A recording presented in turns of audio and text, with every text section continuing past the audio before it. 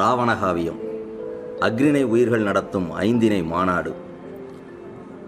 5 நிலத்தில் வாழும் பறவைகளும் விலங்குகளும் ஒன்று கூடி மாநாடு ஒன்றை நடத்துகின்றன. தங்கள் வளம் குறித்து விவாதிக்கின்றன. மாநாட்டு தலைமை குறிஞ்சி நிலத்தைச் சார்ந்த மயில். வரவேற்புரை ஆற்ற பாலை நிலத்தைச் சார்ந்த புறா வருகிறார். அன்பான தமிழ் சொந்தங்களே, அனைவருக்கும் இந்த புறாவின் இனிய வணக்கம்.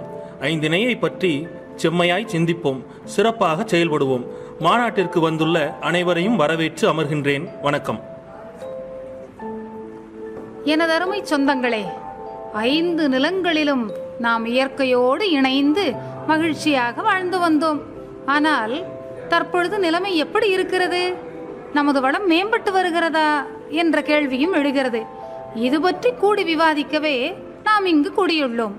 இப்பொழுது ஒவ்வொருவராக எழுந்து தங்கள் நிலம் குறித்த கருத்துக்களை தயக்கமின்றி எடுத்துரைக்கலாம் என்று கூறி என்னுடைய தலைமையுரையை நிறைவு செய்து முதற்கட்டமாக குறிஞ்சி நிலத்து கிளையை பேச அழைக்கின்றேன். மாநாட்டுத் தலைவர் மயிலக்கா அவர்களே, இனிய உறவுகளே, வணக்கம். 5 நிலங்களில் மலையரசிக்கு எப்போதும் ஒரு மரியாதை உண்டு. எங்கள் குறிஞ்சி நிலம் கொள்ளை அழகுடையது. மலையில் விளையும் எல்லாமும் மரியாதைக்குரியன. அருவிகளின் அரவணைப்பில் மரங்களும் செடிகளும் மட்டுமல்ல, மலை நெல்லும் காந்தல் மலரும் மனம் பரப்பும் பூமி இது. எங்கள் மூங்கில் அரிசியை இப்போது மனிதர்களும் உண்ணத் தொடங்கிவிட்டனர். எங்கள் மலைத்தேனின் ருசியை விரும்பாதவர் உண்டா? எங்கள் நிலத்தில் விளையும் நீலாம்பரி வேரின் சாற்றைத்தான் பிறந்த குழந்தைக்கு சேனை வைக்க பயன்படுத்துகின்றனர். இப்படி எத்தனையோ சிறப்புகள் எங்களுக்கு உண்டு. எனவே எங்கள் குறிஞ்சி நிலத்தை காக்க எல்லோரும் துணை நிற்குமாறு வேண்டுகின்றேன். நன்றி, வணக்கம். கொஞ்சி பேசிய கிளிப்பிள்ளைக்கு நன்றி. இதோ முல்லை நிலத்தின் சார்பில் முழங்க வருகிறார் முயலண்ணா. அனைவருக்கும் வணக்கம். மலை நெல்லும் தேனும் உண்டு வாழும் மயிலக்கா அவர்களே, என்னுடன் வந்திருக்கும் காட்டுக்கோழியும் மானும் என்னை விரிவாக பேசுமாறு சொன்னார்கள். காட்டாரும் குறுஞ்சுனை நீரும் இப்போது செழிப்பாக இல்லை. பூமியில் ஏதோ கோளாறு இருக்கிறது. கொன்றை, காயா, குருத்தம் முதலான எங்கள் மரங்களை காணாமல் செய்வது யாரென்றே தெரியவில்லை. எங்கள் நிலத்தில் விளைந்த முதிரை, சாமை, வரகு ஆகியவற்றை எல்லோரும் சாப்பிட ஆசைப்படுகின்றார்கள். ஆனால் விளைச்சல் குறைந்து போனது. ஏறுகோட்பறை முழங்கிட நாங்கள் நடத்தும் விழாக்கள் இப்போது அரிதாகிவிட்டன. மொத்தத்தில் புதிய மனிதர்கள் எங்கள் காட்டுக்குள் அடிக்கடி வரத் தொடங்கிய பின்னால் எங்கள் உருவமே மாறிவிட்டது. மறுபடியும் நாங்கள் மறுமலர்ச்சி அடைய எல்லோரின் ஆதரவையும் வேண்டுகின்றேன். நன்றி, வணக்கம். முயலண்ணா, உங்கள் கோரிக்கை கவனிக்க வேண்டியதுதான். சரி, அடுத்து வருகிறார் பாலைத்திணைக்காக கழுகு அண்ணா. மலைச்செல்வி மயிலக்காவுக்கு வணக்கம். என்னுடன் வந்துள்ள புறா, பருந்து இணைந்து கூறிய கருத்துக்களையும் சேர்த்தே சொல்லுகின்றேன். எங்களுக்கென்று தனியாக நிலம் ஏது?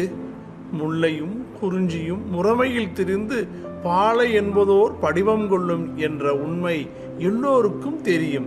முல்லையும் குறிஞ்சியும் வனமெழுப்பதை என் மனம் ஏற்காது. பாலை நிலமே தோன்றாதபடி துடியோசை ஒலிக்காத வகையில் முல்லையும் குறிஞ்சியும் வளமாக வாழ எமது தெய்வமான கொற்றவையை வணங்கி முடிக்கின்றேன். வணக்கம். கழுகு அண்ணாவுக்கு மிகவும் நன்றி. வளம் கொழிக்கும் வயல் நலத்தின் அன்னமே, உன்னுடைய குறையாதோ? கொஞ்சம் சொல். மரியாதைக்குரிய மயிலக்காவுக்கு வணக்கம். மருத நிலம் முந்தைய வளத்தை தொலைத்து பல்லாண்டுகள் ஓடிவிட்டன. 6 குளங்களை பாதுகாத்து பராமரிக்காத காரணத்தால் இப்போது செந்நெல்லும் இல்லை, வெண்ணெல்லும் இல்லை. விதைக்க வந்தவர் வேலை முடித்து பெட்டி நிறைய மீன் கொண்டு சென்றனர் என்ற நற்றினை புலவர் நல்வேட்டனாரின் வரிகள் பொய்யாய்ப் போயின. பேரூரும் மூதூரும் நெகிழி குப்பைகளால் நிறைந்து கிடக்கின்றன. எருமை, நீர்நாய் அருகிப் போயின.